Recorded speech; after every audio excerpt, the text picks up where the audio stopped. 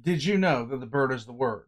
Warpugs, it's Casual Geographic, and this is why this bird could be a threat to international security.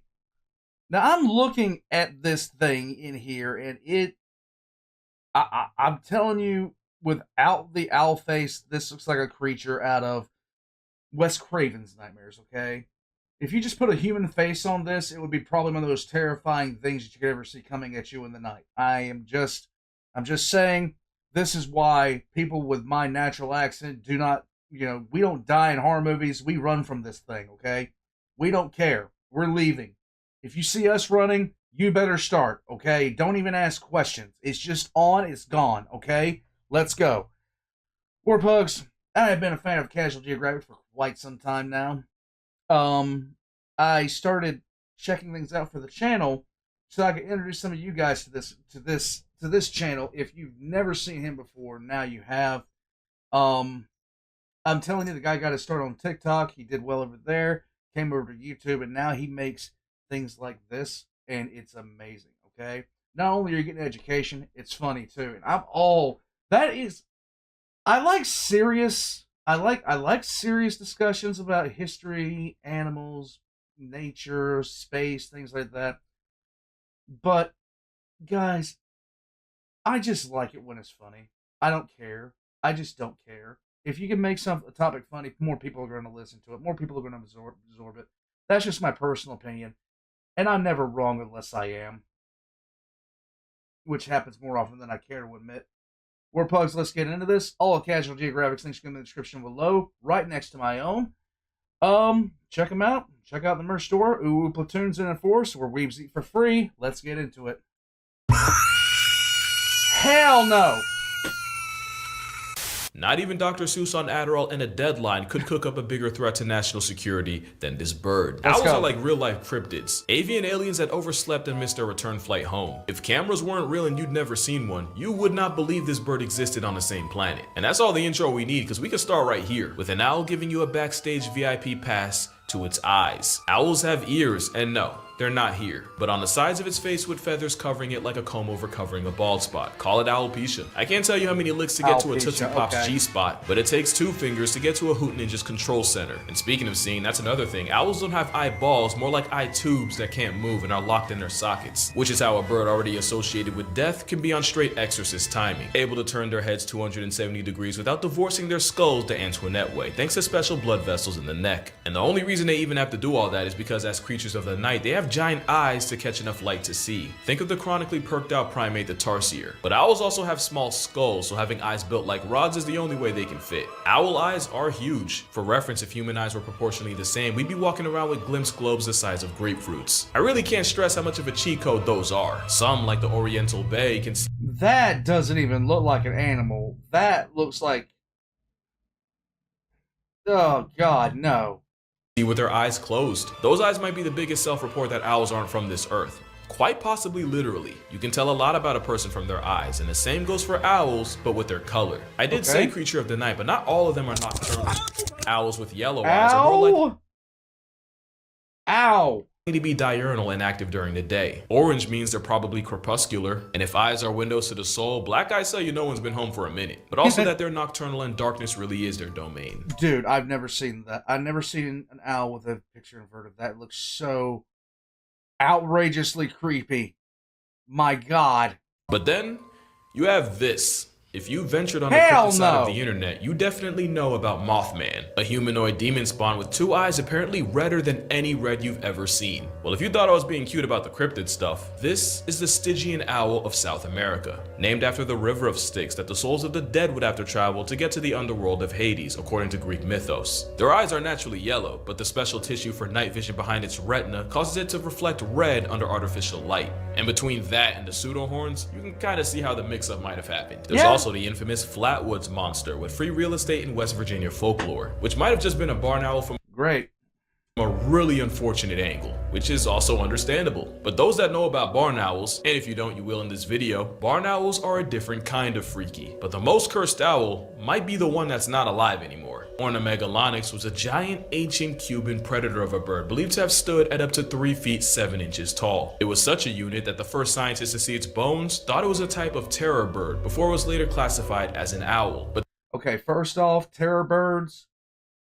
Humans lived alongside these things. And I know some people said, like, well, ostriches exist. Look, the thing is called a terror bird. Terror. Terror bird. Hell no. But terror bird doesn't have to be a name to be a lifestyle, because they were believed to be ambush predators that would have airdropped you to the afterlife with bone-crushing talons. It's also believed they would have murked prey as big as modern-day black bears. As big as they are, they probably spent most of their time on the ground and only took flight when fight was off the table, basically acting like turkeys. Sounds like no big deal until you remember how on-timing turkeys can be. But like Fidel, the op of Cuba has long been past tensed, but today, there's over 250 flavors of hoot men populating the earth. Obviously way too many for me to describe them all. So I'm gonna just run through my favorites. Let's go. This is the largest owl in the world, the Blakiston's fish owl, and they earned the distinction off a mostly pescatarian diet. Look at that thing. It just does not look real. It looks like a mop, a dirty mop with eyes and a beak on it. Clearly cut from the same cloth as his decommissioned Cuban cousin. And then you have the owl just bigger than a Coke can with less gravity than a golf ball, the elf owl. But that doesn't stop this undersized muppet from being a menace to scorpions, among other things. This is a great horned, also called a tiger owl, but not because of their colorway, but because they're like nature said it and gave an apex predator wings. I'm gonna get to them later, but just know, this aggro Tweety is to other owls what orcas are to the cetacean race. Oh. There's my personal favorite, the snowy owl, a battle-tested survivalist able to live in one of the most unlivable places on Earth. But they're also proof that white Air Force energy can be just as much of a headache. There's a saw-whet and a spectacled owl, which are cute enough to make me rethink the entire narrative of this video. There's a Eurasian eagle owl, whose run puts that same narrative on life support, and who I'm only thinking of now because of the one named Flacco I saw at the Central Park Zoo before he escaped and became a regular Manhattan resident. That is, until he hit a building and was diagnosed with death. R.I.P. Flacco. And here we have the powerful owl, and yes, that's its honest to Abe name.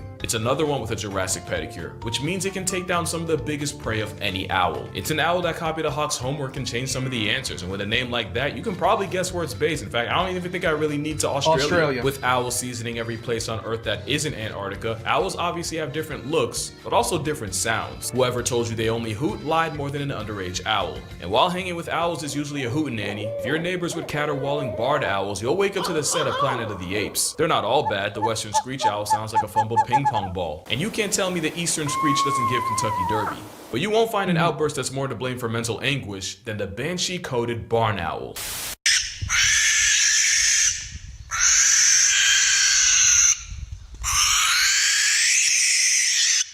I keep trying to tell you, there's something about barn owls. Sound might arguably be the most unsettling thing. Oh, hell no!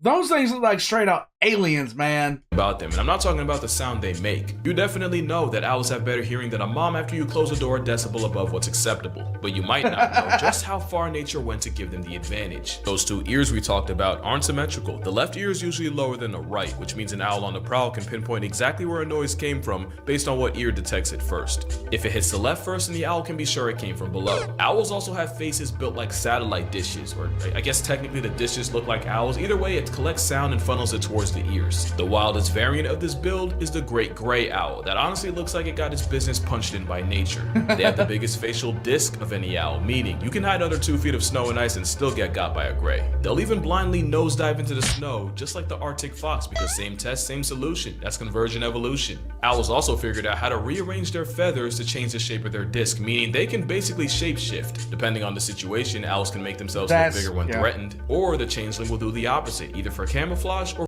that. I've seen that one. This one right here. It.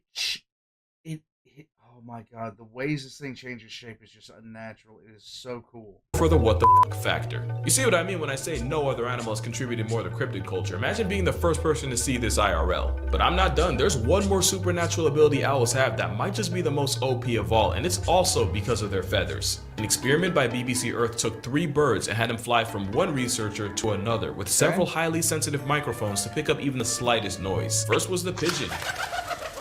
No real surprise to anyone who's lived near them. Next was the fastest bird alive, the peregrine falcon. Again, pretty standard stuff. But then came the barn owl, and this is why I called them hoot ninjas earlier.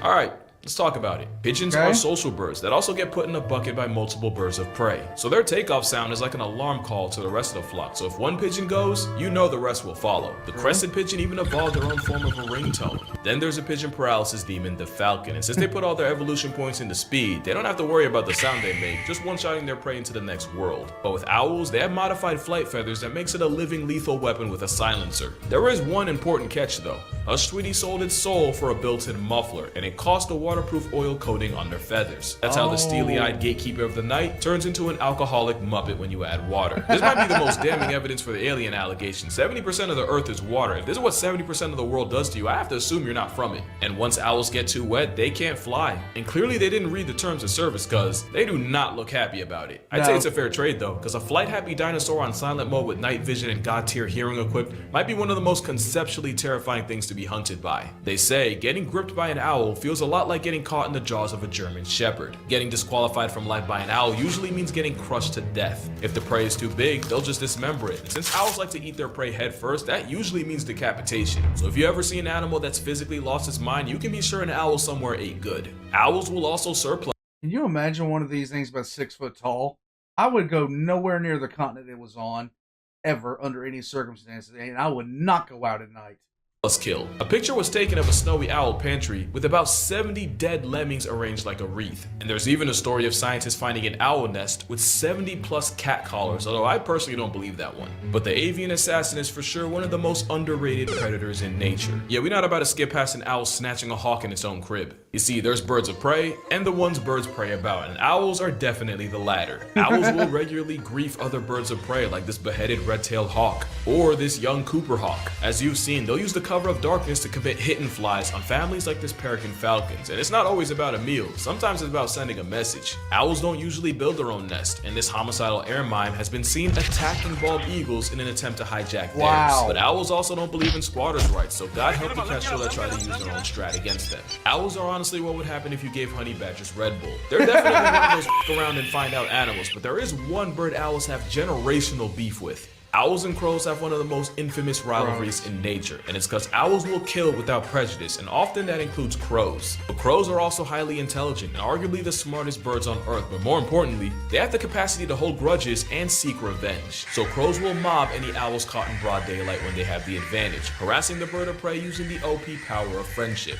It's how the same predator that can check falcons, hawks, and even eagles can get railroaded by a murder of crows. The beef is so ingrained that crows that have never even seen an owl will instinctively choose violence, and owls will take out any single lone crows they can. And I know I've been saying crows, but ravens aren't exactly fans either, especially when an owl can change its Facebook status to nevermore. There's another bird of prey this flying I see what you did there. ratio has major problems with.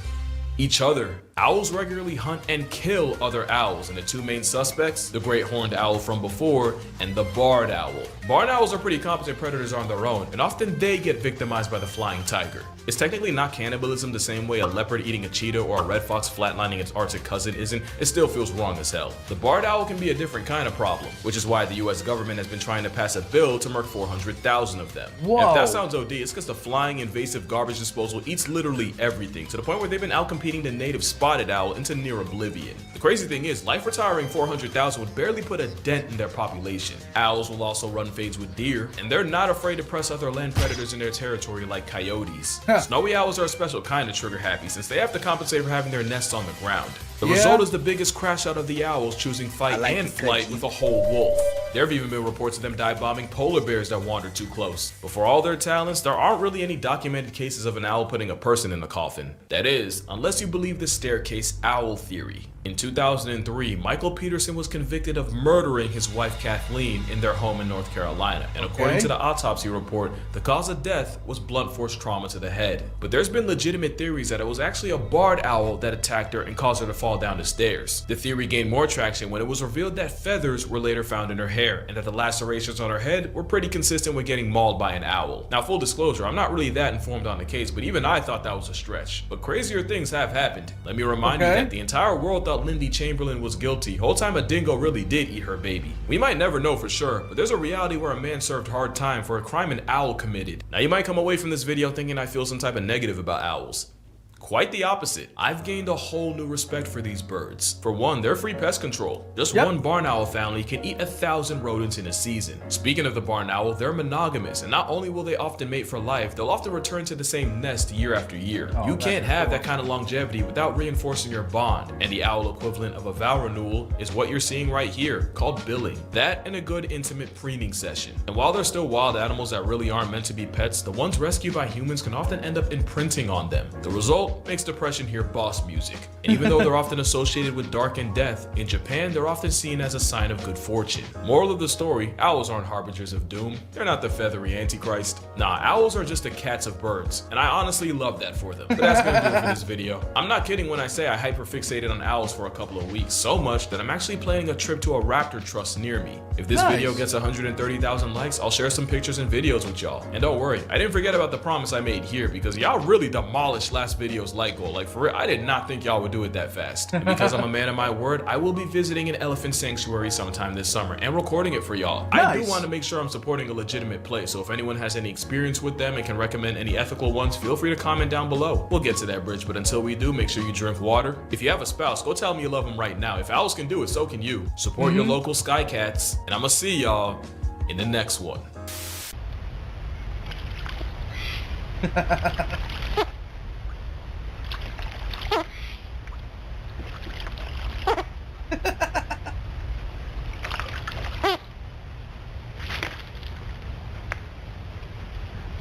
Okay, I gotta share a video I saw online a while back. I gotta share it. I gotta find it first. I just gotta do it. Hold on a second. Where is it? Oh my god. Don't tell me I can't find it now. Oh. It's gonna depress me if I can't find it now.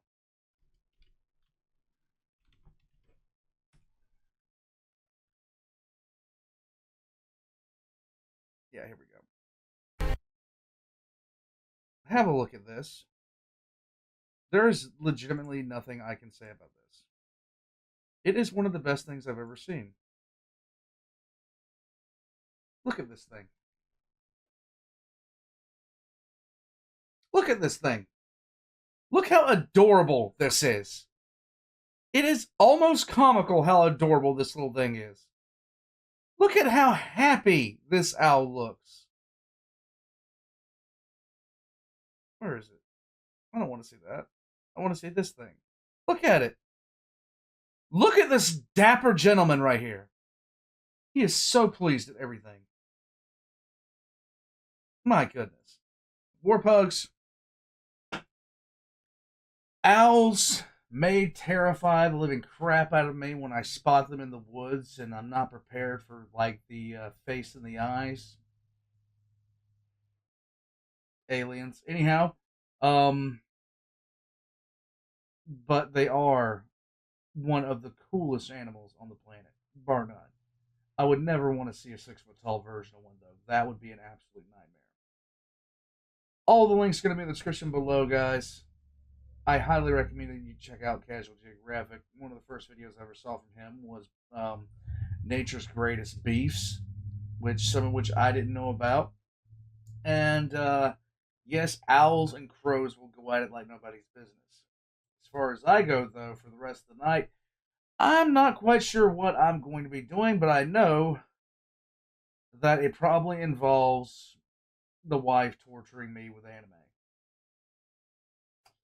Until then, Warpugs, I'll catch you guys next time. So, I have been listening like all day today.